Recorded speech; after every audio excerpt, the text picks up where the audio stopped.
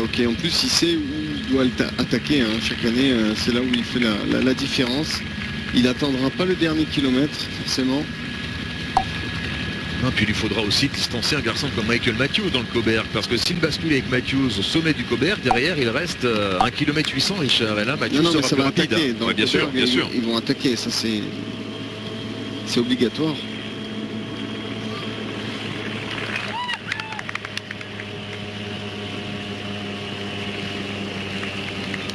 Est-ce qu'il va arriver à échapper au pied du Coberg?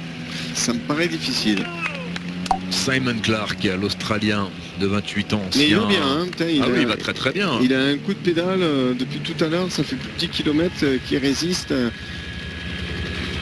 Vainqueur d'étape sur la Volta, on l'a dit en 2012.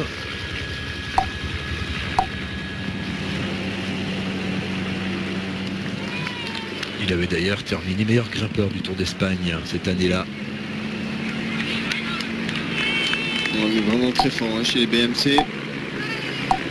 L'avantage du nombre effectivement pour l'équipe américano-suisse, l'équipe BMC qui va revenir sur Simon Clark. Voilà, on est dans l'avant-dernière ascension.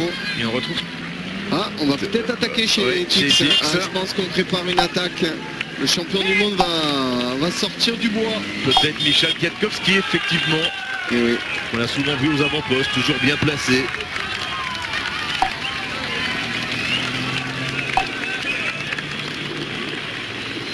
Voilà, nous sommes dans l'ascension du Vemmelberg. Cette fois, c'est sûr, avant-dernière difficulté, une route assez régulière, des pourcentages compris entre 7 et 8%. C'est l'équipe Astana qui s'illustre avec c'est Andrei Grivko qui est à l'avant pour l'instant, l'Ukrainien. Oui, Kwiatkowski est bien placé. Alors qui aura le punch, qui aura la giclette là pour sortir de ce peloton? Peut-être Fuglsang. Et voilà. On attaque sur le sommet. Avec Slakter pour l'équipe Cannondale-Garmin. Ou Lucian Sanchez plutôt, oui, pour l'équipe... Non, c'est Sanchez, semble-t-il. Et attention, hein, ce jeu-là, c'est en train de sortir à l'arrière. Oui, c'était bien Lucian Sanchez. Attention, il n'a pas l'habitude de se louper, lui. Hein. Quand il part à l'attaque, Sanchez, il est toujours redoutable. On profite donc de l'ascension du Vemmelberg, un groupe de contre avec Michael Valgren notamment. Alors que les coureurs de l'équipe BMC ont reculé tout d'un coup. Hein. Non, c'est Fuglsang, pardon, c'est pas Sanchez. C'est bien Jakob Fuglsang, le Danois.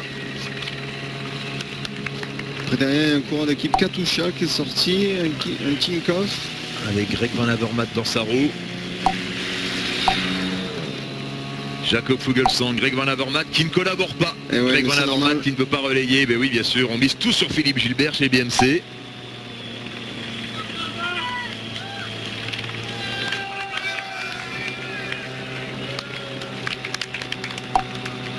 Et on va vite arriver dans la dernière descente.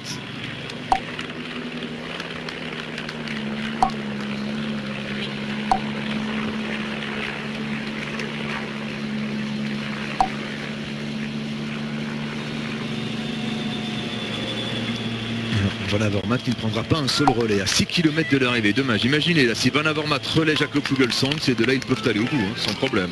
Oui, oui c'est sûr. Ce sont deux sacrés coureurs. Ouais, mais derrière on se regarde plus qu'autre chose. Hein. Ouais, mais il veut pas rouler. Et oui, Fuglsang qui demande à Van Avermaet. Mais il veut pas y aller, Van Avermaet. Bah, c'est normal, hein. Philippe Gilbert, il est dans une grande forme et tout est pour lui aujourd'hui. Mais c'est terrible pour Van Avermaet, ça fait 5-6 ans qu'il tourne autour d'une immense victoire. Cette victoire qu'il n'est pas réussi qu'il n'a pas pu décrocher, même s'il a gagné Paris-Tour quand même, c'est pas rien, attention, n'est-ce pas Richard? Mais voilà, et là, s'ils collaborent avec Fuglsang, ils peuvent aller au bout les deux, mais non, les consignes d'équipe, ce sont les consignes. Peut-être il attaquera au pied du Coberg. Oui. Ça c'est peut-être tactiquement, on lui demande pas rouler, mais peut-être il attaquera dans le Coberg pour être peut-être un appui pour Philippe Gilbert quand Gilbert va attaquer. Mais attention, donc on est en train de... L'équipe BMC est en train d'abattre d'autres cartes. D'autres cartes, attention à pas se louper quand même chez BMC. Bah pour l'instant tout va bien, hein. Il prend pas les relais à l'avant, il s'économise, on est à 5 km de l'arrivée. Après, si Philippe Gilbert lui donne l'autorisation, parce qu'il n'y a peut-être que lui qui donnera, mais regardez, il est aux avant-postes sur la gauche de l'écran en train de se faire remonter par un équipier. Et on va arriver dans la... Et Fuglsang qui va cesser de rouler lui aussi, semble-t-il, parce que Van Avermaet ne lui donnera pas un seul relais à 5 km de l'arrivée. Dommage pour le coureur danois de l'équipe Astana, une équipe Astana offensive aujourd'hui. Ils auraient roulé les deux, bon, je ne sais pas s'ils auraient gagné, mais ils auraient pas été loin. Ils n'auraient pas été loin. Résultat, c'est l'équipe Tinkoff désormais qui roule. Alors, attention, au sommet de ce faux plat, il va falloir être aux avant-postes parce qu'on va rentrer dans cette descente très rapide pour aller chercher le Koberg. Alors que pour l'équipe Tinkoff, c'est qui est-ce qui roule? Je me demande si c'est pas Christian Sorensen. Et également Robert Kizarlowski qui est là. Alors qui est le leader pour l'équipe danoise? Je me demande si c'est pas Mikael Wahlgren, le champion du Danemark, alors qu'on a un autre coureur danois à l'avant, Jakob Fuglsang, mais qui va être repris dans quelques instants avec Van Avermaet. Fuglsang, il doit être fou. Oui. Son malheur aura été d'avoir Van Avermaet dans sa roue finalement. Sinon le Danois a été effectivement très très fort aujourd'hui. Attention qu'il attaque pas, hein, non, je pense pas. Hein. Parce que là, il mettra en situation peut-être compliquée. Attention à cette attaque. Mirko Selvacci qui attaque pour l'équipe Wanty. Il y a toujours un BMC qui réagit. Et là, c'est Ben Hermans qui réagit. Hein. Le vainqueur de la flèche Brabanson, le Belge de 28 ans qui a décroché la plus belle victoire de sa carrière dans les faubourgs de Bruxelles. C'était mercredi, à 4 km de l'arrivée. Mirko Selvacci qui secoue le cocotier, mais sans réussite. Alors chez BMC, on est fort, on l'a compris. Maintenant, il faut concrétiser. Il faut concrétiser, mais... À mon avis, ils vont mener la danse. Hein. Voilà, maintenant, le peloton va revenir. Et ça va accélérer. Philippe Gilbert, vous voyez, il est bien placé en deuxième position. Troisième même. Attention aux chutes également, parce que là, c'est très nerveux. Ça frotte de plus en plus. On essaie de remonter Michael Matthews, là, pour la formation Rika Green Edge. Attention ce rond-point. Tony Galopin aussi est très bien placé.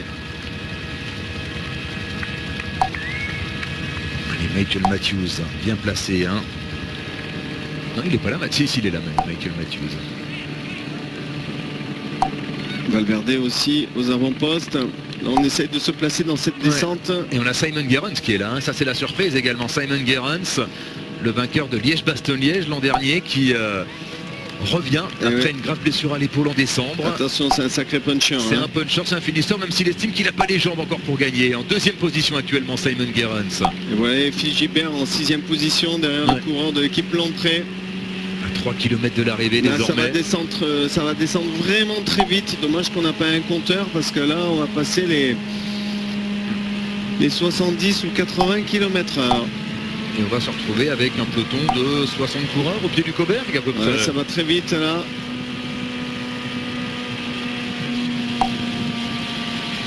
Tellement ça frotte, on commence à oublier peut-être les favoris, c'est-à-dire que tout le monde veut garder sa place. Tony Galopin qui est bien placé, mais plutôt en deuxième rideau, Tony Galopin, alors que Simon Gerrans se dévoue pour Michael Matthews. Si Matthews parvient à passer le Koberg avec les Gilbert, les Valverde, les Purito, pas trop loin, il peut gagner, ça c'est sûr. Donc on va arriver très très vite. Attention à ce dernier virage, à cette courbe. Allez, on entre dans Valkenburg. Moins de 3 km. Qui va allumer la mèche le premier? Voilà, le virage à gauche. Philippe Gilbert en 4e, 5e position. En tout cas, c'est là où il faut être. Nibali est beaucoup plus loin. Allez, Michael Matthews en 2e position pour l'instant, alors qu'on attaque chez BMC. C'est pas encore l'attaque de Philippe Gilbert. Non, il reste en 6e position, il laisse faire. Il laisse faire pour l'instant. Allez, Philippe Gilbert qui n'a pas répondu immédiatement. Ah, c'est Purito, non, qui est allé derrière, non? Non, c'est Caruso. Il y a Caruso. Purito, il est un petit peu en retrait pour l'instant. Alors pour l'équipe BMC, c'est Ben Hermans, le Belge, le vainqueur de la Flèche Brabançonne. Et on s'observe un peu à l'arrière de ce peloton. Avec un coureur de l'équipe CCC, je pense pas que ce soit David. Ça y est, Philippe Gilbert est parti. Ça y est, Philippe Gilbert qui va attaquer maintenant avec Michael Matthews dans sa roue. Oh là ça y est, là. Philippe Gilbert qui attaque, Michael Matthews dans sa roue, Caruso est trop juste. Mais Michael Matthews, il a fait un effort tout à l'heure, il va s'écarter, il va exploser je pense. Michael Matthews qui tente de garder la roue de Philippe Gilbert, c'est maintenant que ça se joue. Kwiatkowski en 3e position mais un petit peu court encore. Philippe Gilbert, il faut qu'il sorte Michael Matthews de sa roue. Ah, il est au taquet. Il est au taquet Michael Matthews, Ouais, il bon, s'accroche pour l'instant. Il s'accroche, Philippe Gilbert qui a placé son attaque au même endroit que l'an dernier, mais Michael Matthews est là. Michael Matthews est dans la roue de Philippe Gilbert. On l'a vu qu'il s'est rassis, c'est peut-être là le moment psychologique qu'il faut qu'il en remette, mais il revient quand même. Alors que Di Valverde et Di Rodriguez ne sont là, Dan Martin qui tente de revenir également sur la gauche de la route, mais Matthews est dans la route, Philippe Gilbert. Gilbert n'est pas parvenu à sortir Michael Matthews de sa roue. Valverde va revenir sur les deux hommes de tête. Valverde est sorti au bon moment aussi. Quelle finale, et l'info c'est que Gilbert a attaqué comme convenu, mais il n'est pas parvenu à sortir Michael Matthews de sa roue. Regardez comme il revient Valverde, je pense qu'il va en placer une. Il va pas attendre. À 2 km de l'arrivée, moins de 2 km de l'arrivée, on en a fini avec les forts pourcentages dans le Coberg. Et là ça va rentrer aussi parce qu'on s'observe à l'avant. Ouais, c'est Gianpaolo Caruso qui est là, hein. Pas de Rodriguez, pas de Moreno pour la Katusha, mais on a l'éternel Gianpaolo Caruso, 4e de Liège-Bastogne-Liège l'an dernier, et qui demande à Kwiatkowski de le relayer. 3 hommes à l'avant, avec Philippe Gilbert, avec Michael Matthews et Alejandro Valverde. Et là on se dit qu'est-ce qu'on fait? Qu'est-ce qu'on fait? Parce qu'il y a Matthews, c'est le plus rapide. Ouais, mais il faut se relever, tenter peut-être de rattaquer une deuxième fois. Valverde qui relance. Et oui, Michael Matthews est là, ça revient également de derrière. On va retrouver une dizaine de coureurs. Avec Gasparotto qui est là également pour l'équipe Fouanti comme convenu. Ouais, mais on a tous très mal aux jambes, mais il faut le deuxième souffle. Voilà, c'est qui? C'est Gasparotto qui attaque de nouveau, semble-t-il, pour l'équipe Fouanti, mais Valverde revient. C'est vainqueur, hein, bien sûr, de l'Amstel Gold Race, Gasparotto. On va se retrouver avec du monde là, attention. Là ça va ressortir, on en a qui vont attaquer. Est-ce que c'est pas encore Jakob Fuglsang qui attaque pour l'équipe Astana? Décidément le Danois infatigable, c'est bien lui. Jakob Fuglsang qui replace une accélération. Allez, et Björn Leukemans, non pardon, pas Björn Leukemans, mais Ben Hermans. Alors qui est le plus rapide dans ce groupe? Michael Matthews logiquement, hein. Logiquement c'est Michael Matthews le plus rapide. Pour l'instant c'est Ben Hermans qui est en tête. J'aurais cru qu'il allait exploser dans la route de Gilbert, mais c'est accroché. On a Greg Van Avermaet qui est là également. Et on est aux 500 mètres, 300 mètres, le sprint est déjà lancé. Le sprint est lancé avec l'Arpiter Nordog pour l'équipe Sky. Nordog avec Van Avermaet qui tente de revenir. Michael Matthews qui est là au centre de l'écran. Michael Matthews est le plus rapide normalement. Mais c'est pas Michael Matthews qui va s'imposer. C'est le champion du monde. C'est le champion du monde, c'est Kwiatkowski, la surprise générale qui s'impose devant Valverde. Il a mérité amplement. Victoire de Michał Kwiatkowski qui s'impose. Lui qui recherchait une grande victoire depuis le début de la saison. Le champion du monde qui s'impose. On n'avavait pas vu ça depuis Bernard Hinault en 1981. Il a tourné autour toute cette saison à faire des places d'honneur. Michał Kwiatkowski qui s'impose. C'est la première fois qu'un champion du monde s'impose sur les routes de l'Amstel. Devant Alejandro Valverde, deuxième une nouvelle fois l'Espagnol. Et Michael Matthews qui n'a pas su conclure. Matthews qui a peut-être laissé beaucoup de jus dans la route de Philippe Gilbert. Philippe Gilbert, il était impressionnant. C'était sûrement lui le plus fort dans cette ascension. Mais il n'a pas pu...